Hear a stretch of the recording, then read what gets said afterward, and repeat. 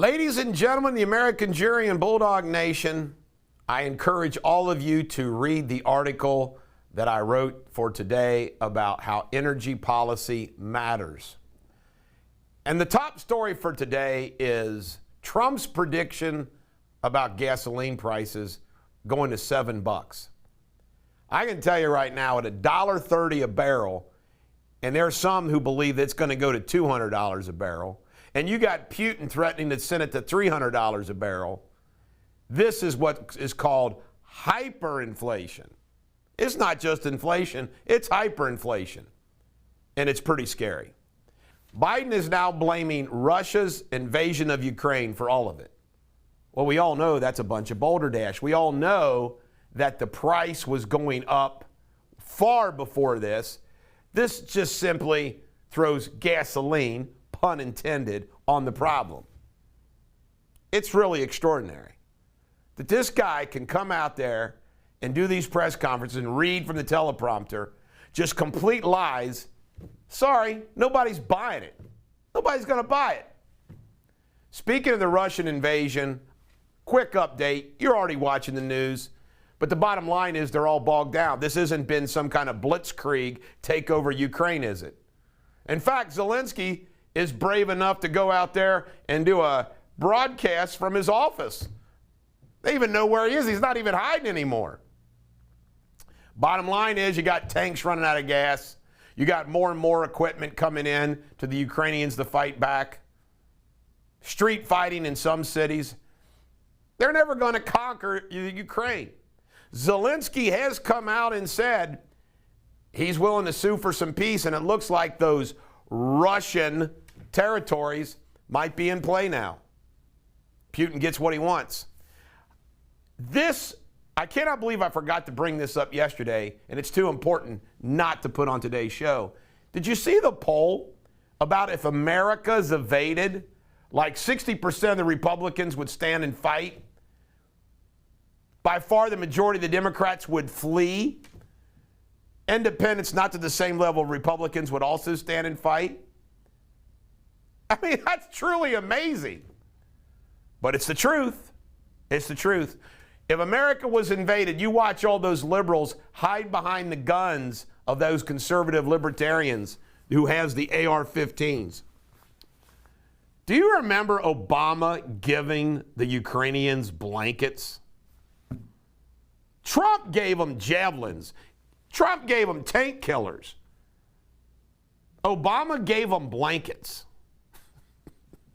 Obama also made a statement. There's a statement out there where Obama says, there's nothing we can do about Ukraine and Russia. It's awful. Americans, 56% of Americans believe the embarrassing, disastrous withdrawal from Afghanistan led to this.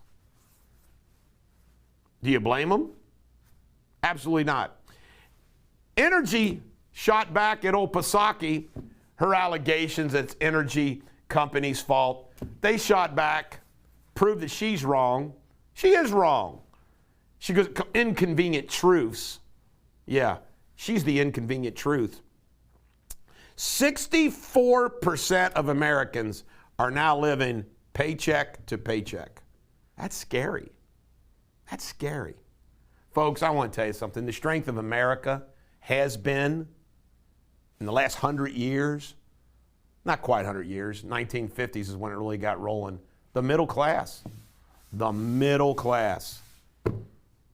There's a greater and greater divide going on in this country.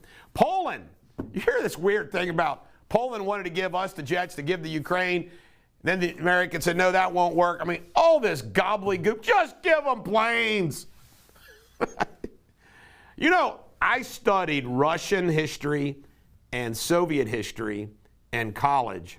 And of course, I've paid attention since I was 18. When I was 18, I started reading newspapers and paying attention. And that was the height of the Cold War with Reagan. And you know what I learned? Ukraine is the breadbasket of the Soviet Union, was. I think it's like Russia, and it's near Ukraine, that whole area produces like 1/3 of all the wheat. What's going to happen when that hits the grocery stores? Do we have a way to produce and get wheat from someplace else? Ukraine is the breadbasket of the world. And they're under siege.